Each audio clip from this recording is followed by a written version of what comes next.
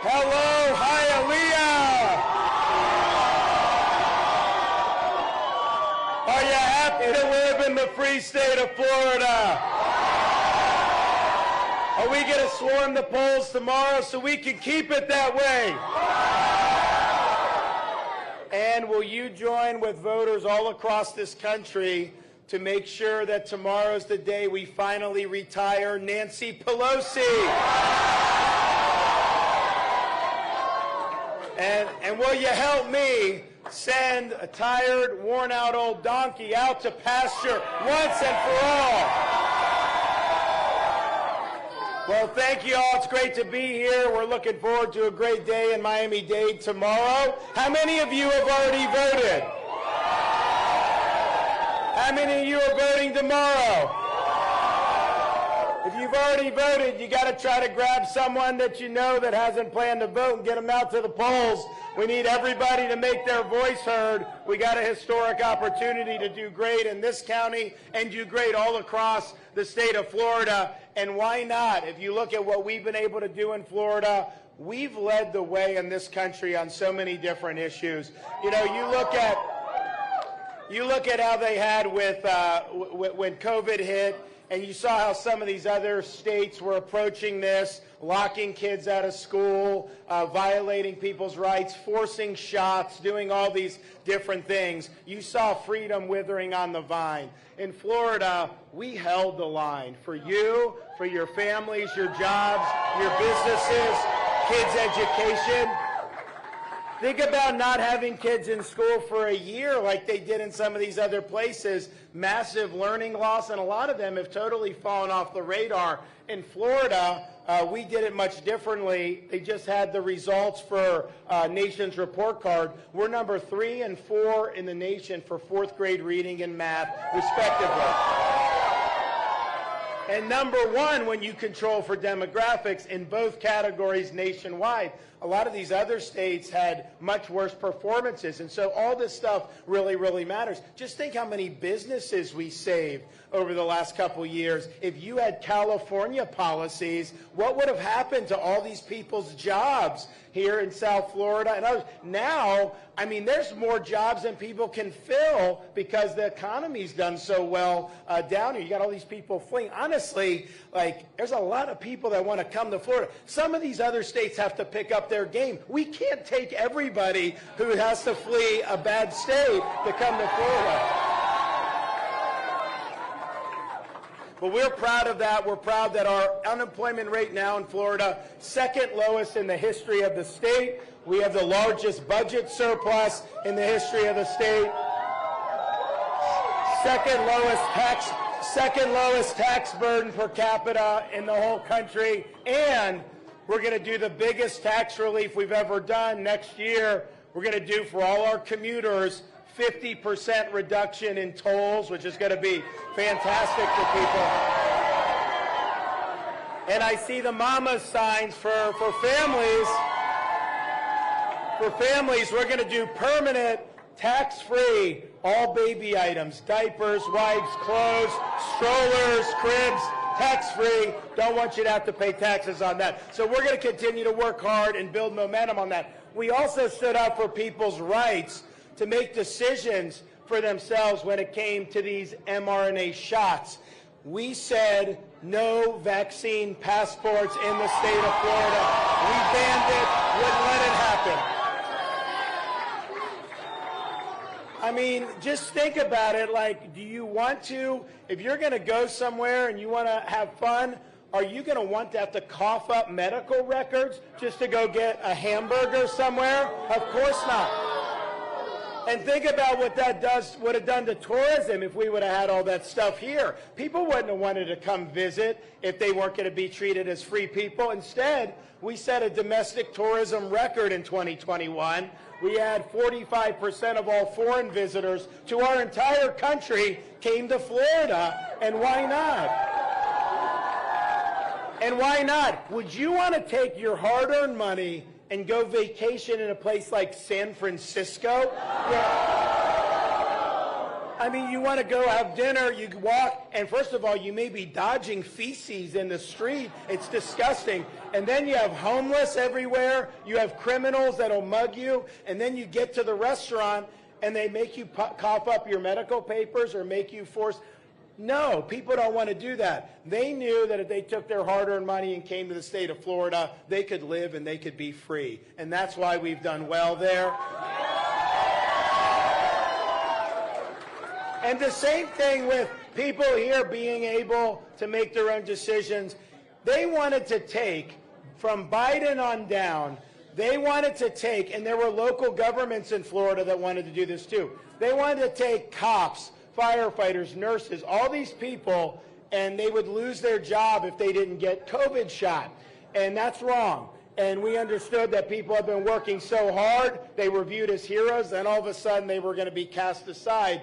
That didn't work in Florida for us. We called a special session of the legislature. We did not allow employer vax mandates. And we said, you have protections. You should not have to choose between a job you need and a shot you don't want. And we got that done here in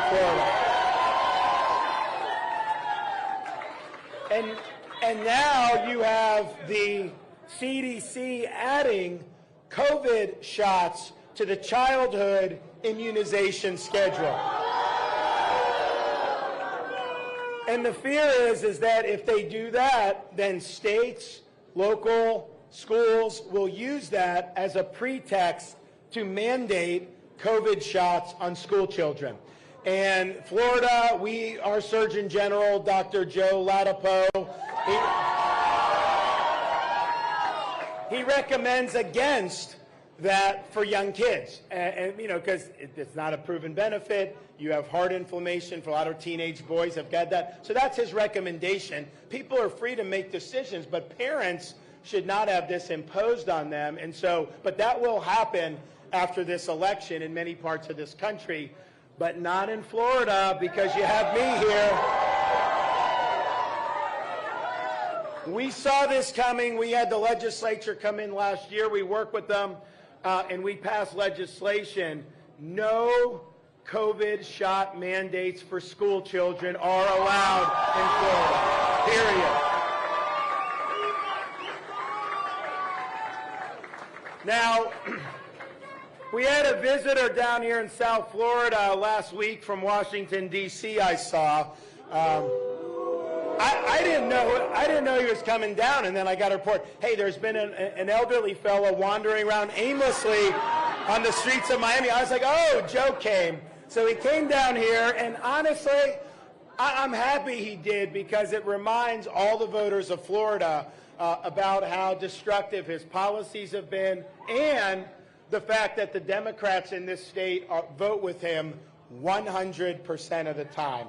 And if you think about the problems we face as a country, you look at the inflation at a 40-year high, you look at the open border, you look at the energy problems that we have, all of those problems did not just materialize out of thin air. They were all problems that have been created by Biden's very own policies. He is causing this with borrowing trillions of dollars and spending when he was warned. That's triggered the inflation. He opened the border, and now you had last fiscal year over 90 suspected terrorists come across the southern border. And that's not me saying that. That's his own Department of Homeland Security reporting that. And of course, with energy, he's cracked down on our own ability to produce oil and gas, which is causing all the energy needs, not just your gasoline and your utility bills, the things you buy, the cost of fuel goes into all of that, so you're paying for those policies. And what does he want to do? He wants to beg Maduro for more oil? Are you kidding me? He wants to beg the Saudis for more oil? Give me a break. And not only is it bad for all of your pocketbooks, it's also bad for our national security. We need energy independence in this country. Let's use our own resources. And what does he say? What did they do in Washington for the inflation? They passed a bill that they claim was going to help with inflation. They named it the Inflation Reduction Act. The problem is when you looked at the bill, it didn't do a doggone thing about inflation. But what it did do is it created 87,000 new IRS agents. And I can tell you, those IRS agents are not going to be policing limousine liberals in Martha's Vineyard. No. They're going to be going after working people who can't afford accountants, can't afford lawyers, and they're going to bring the heavy hand of the government on them. And I look at that and I think, you know, 87,000 IRS agents, every member of Congress who voted for that should be required to be audited every year by the IRS. It's only fair. And I would say, if you have 87,000, do 87,000 Border Patrol agents. Maybe you'd stop some of the fentanyl from coming into our country, and yet they don't seem to care about any of that. I will say this, seeing pieces of legislation like that should make us have equal motivation, even more motivation to go out and once and for all send Nancy Pelosi back to San Francisco. I thought she had been retired after the 2010 election, and she came back. It just shows you we really do need term limits for members of Congress in this country. It would be very important. So I was up last weekend, about over a week ago. I went up to New York State, and I was campaigning for our governor candidate up there, Lee Zeldin. And first of all, I think you do a great job. I was happy to help. But, you know, as governor of Florida, and you guys, we are affected in Florida by these other races for governor and mayor. I mean, just think, like Georgia governor's race. You have our governor there running against Stacey Abrams. And I think he's going to win. I don't think it's going to be a problem. But if Stacey Abrams were to get elected governor, it would absolutely lead to more Georgians fleeing for the state of Florida. No question. That would absolutely happen. When de Blasio got elected mayor of New York City, you had a massive influx in property purchases in South Florida, and the market went up because people were fleeing. And honestly, they fled at the right time because he destroyed New York City with his leftist agenda and his leftist policies. So these elections affect us, and I think we've seen already the poor governance in New York, how that's affected Florida, because people have fled. Has anyone here fled from New York to Florida? Yeah, we have a few people already even here, yes. And so why, though? It's because they have failed leadership there, and we get it done here in Florida. Think about this.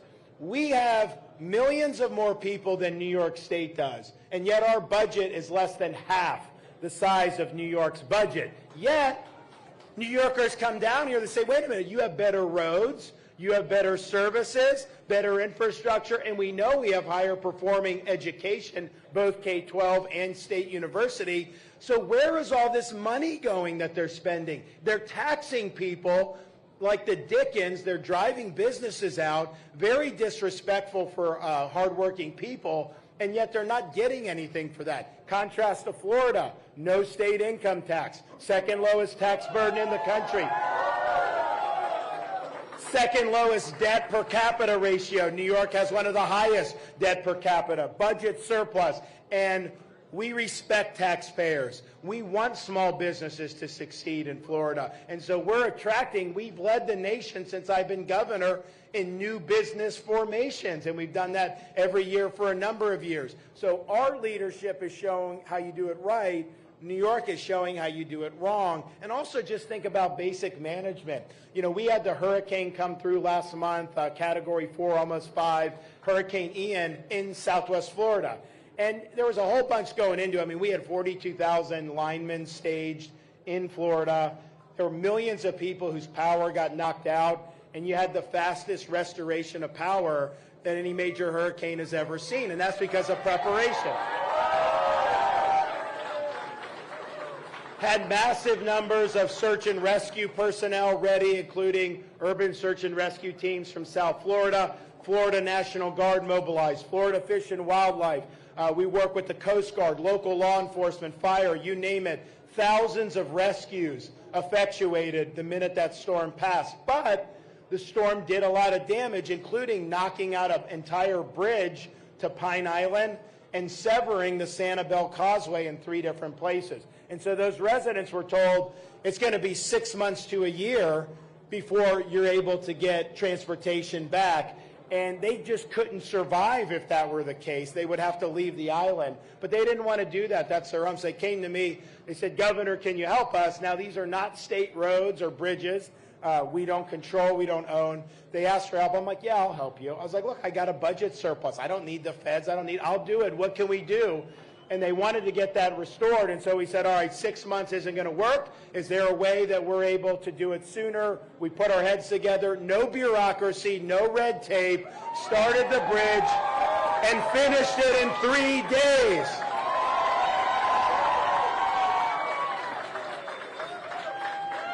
Now, do you think that if that had happened in a state like New York, that they would have been able to restore in 3 days? I don't think so. If any of you, if there's anybody here who thinks they could do it in 3 days, please talk to me. I want your contact information because I'd like to sell you oceanfront property out in Arizona as soon as this meeting is over. We can arrange that. Of course they wouldn't be able to do it. It's the difference between active leadership, strong management, and just getting mired in bureaucracy and red tape. And so we'll continue to lead the way on that. We're happy to do. We're also very happy with what we've been able to do on education in the state of Florida. I mean, just the fact that, you go back 2020, I was like, look, come hell or high water, kids are going to be in school. We got to make it happen. And they all opposed me on that. Media, the left, they wanted to do. You have this running mate now. She was protesting to try to close the schools, claiming that all the kids were going to die from being in school. How crazy is that? So we stood up for parents. We stood up for kids. And you look back on that, they were wrong and we were right when it came to schools. We also have taken a strong stand in favor of the rights of parents with respect to the education of their kids. You have a right to be involved in the education of your kids as a parent. You have the right to have transparency about what curriculum is being used in your kid's school. The only people that don't want curriculum transparency are people that think the parent involvement is going to make it harder for them to use the schools to indoctrinate kids. That's the only reason why they want to do that. So we believe in parents. We believe they matter. We believe they're integral and important. We also believe that we want kids to be educated in the state of Florida. We don't want partisan operators to be using our schools to impose a partisan agenda on our kids. And you see, they try to do that. And that's why we've done things like ban critical race theory in our K through 12 schools. We're not teaching kids to hate this country or hate each other. We are embracing the founding principles of America, teaching kids about the U.S. Constitution and the Bill of Rights, instructing them about what it means to be an American citizen. That's what we have to be doing in the schools. And we're also comparing how good we have it here with how our founding principles with other systems of government. And in fact, today is the first day since I signed the legislation. Now in the state of Florida, every November 7th is going to be a day for the state to reflect on and kids to learn in school about the victims of communist regimes throughout history.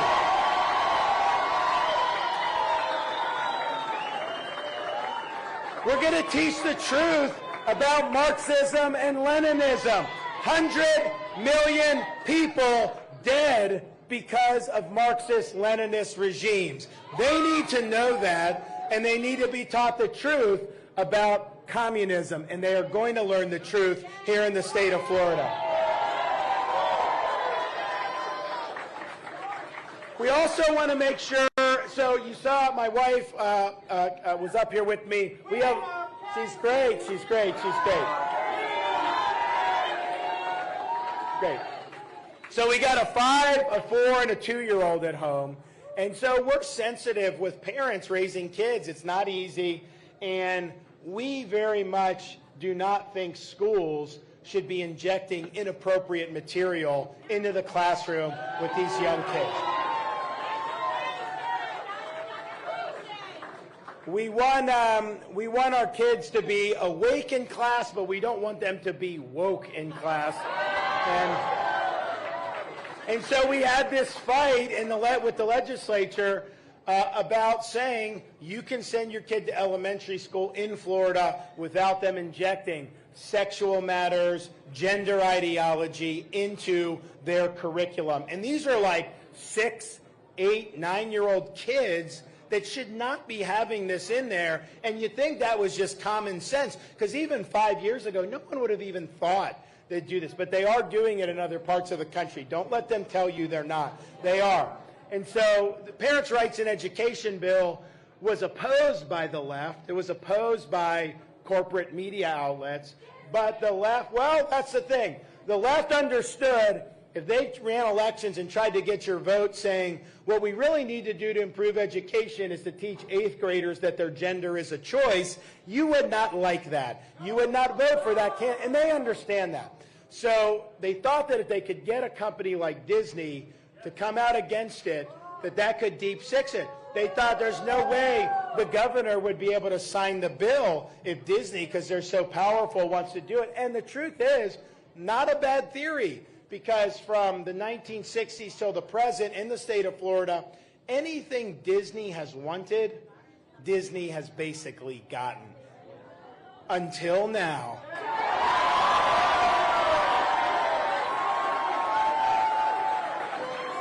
Those tactics don't work on me. We don't back down. We don't cave under pressure. We stand strong, and we stood strong for students. We stood strong for parents, and we signed the bill into law, and we're glad that we did that, and we did the right thing. But the thing is, it really is, you can make it happen tomorrow.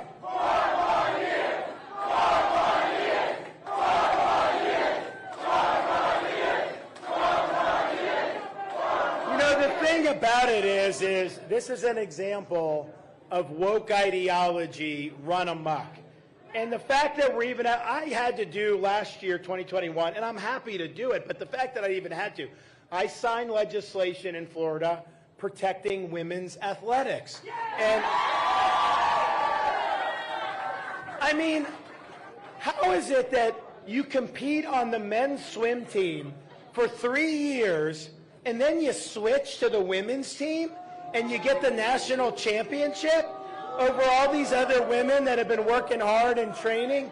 Give me a break. This is ridiculous. And so we made sure in Florida, every girl, every women athlete is going to be able to compete on a level playing field with fairness, with integrity.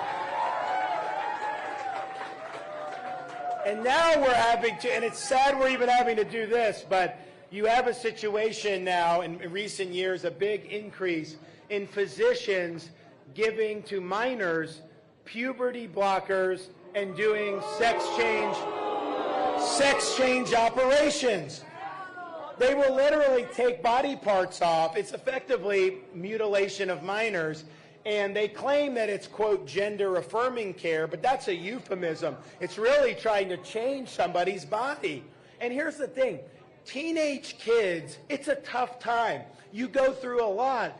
And what the science evidence says, most of the dysphoria with teens resolves itself by the time they become adults. And yet they want to permanently change people's body at age 15 or 16. It's wrong. And so we have worked in Florida to say that is not appropriate here in our state. Our Board of Medicine has now acted. And so going forward, in Florida, a physician that does puberty blockers for minors or these sex change operations, that physician will lose his medical license.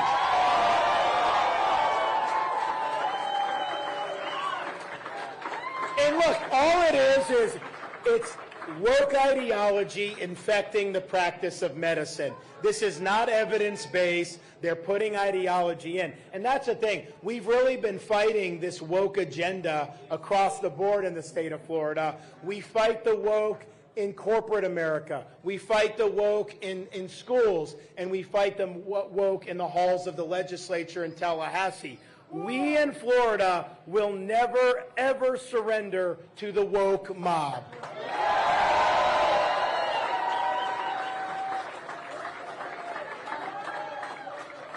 So, as you get ready to go to the polls tomorrow, or if you've already voted, as you make some last-minute calls tonight, tomorrow, to drag some people out, you go to work. If everyone hasn't voted, make sure they come out and vote. Work for us over these next 24 hours.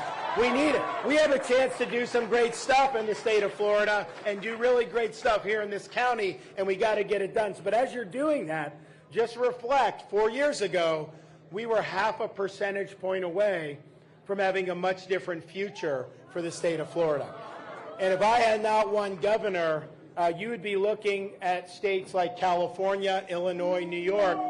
Those policies would have been imposed in the state of Florida. You would have had draconian rolling lockdown policies. You would have forced shots. You'd have soft on crime policies. Maybe defunding the police even could have happened in Florida.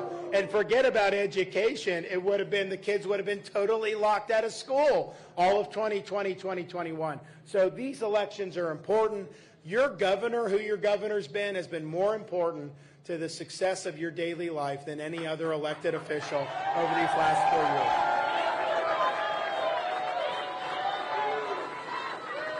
years. So we've worked hard. We've taken hits.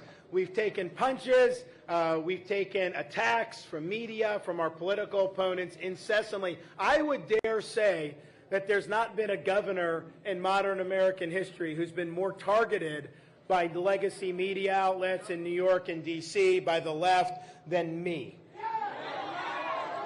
But the reason they're doing that is because they know we're over the target in the state of Florida. We're showing the way. We are getting it done. We're leading this country, and we will continue to do it in the next term. So are you ready to go out and get us a big election victory? Are you ready to make sure that we keep Florida free? Thank you all. God bless you. Thanks so much.